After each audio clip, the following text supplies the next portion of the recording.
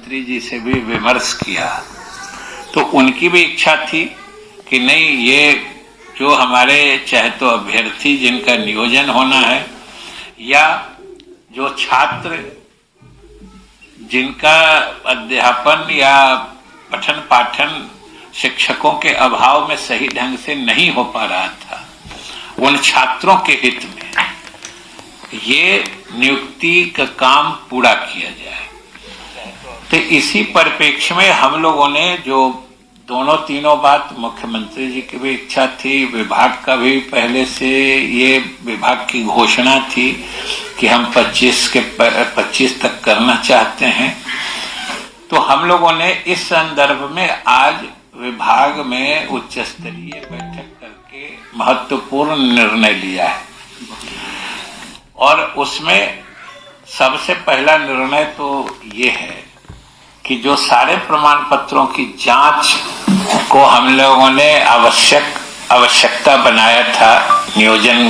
के पहले, उसमें संशोधन करके हम लोगों ने जो ये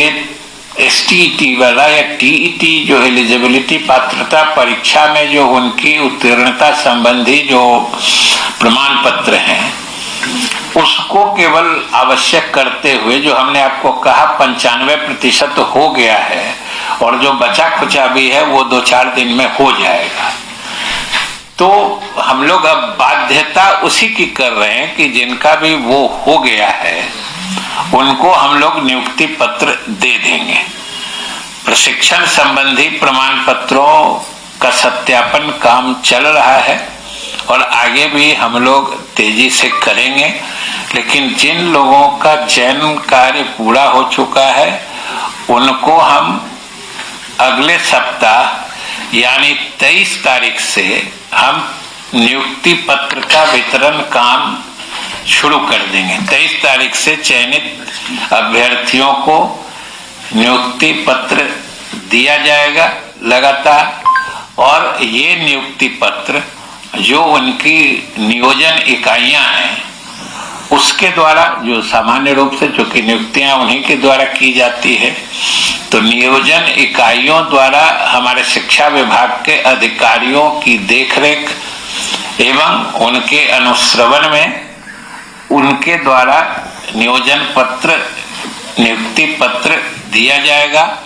और नियुक्ति पत्र प्राप्ति के साथ ही वो योगदान भी कर सकते हैं, इसलिए उस दिन से उनके सर्विस की, उनकी सेवा की मान्यता या उनका सेवा काल प्रारंभ हो जाएगा। और जिन अभ्यर्थियों के सारे प्रमाण पत्रों, खास तौर से दोनों प्रमाण पत्र, TET वाली और प्रशिक्षण वाली, दोनों प्रमाण पत्रों की जांच पूरी हो चुकी है, उनका तो वेतन भुगतान भी तत्काल प्रारंभ कर दिया जाएगा। और जिनका कोई प्रमाण पत्र का सत्यापन बाकी है उनका भुगतान वो सत्यापन के पश्चात किया जाएगा। हालांकि उनकी वरीयता, उनके वेतन की देयता उनके योगदान की तिथि से बनी रहेगी, लेकिन आप भी समझ सकते हैं कि अगर बिना सत्यापन किए देने में फिर वित्तीय अनियमितता और फिर रिकवरी और फिर तरह तरह की बातें आ जाती हैं। इसलिए हम लोगों ने ये महत्वपूर्ण फैसला अभ्यर्थियों के हित में, छात्र के हित में और प्रारंभिक शिक्षा के हित में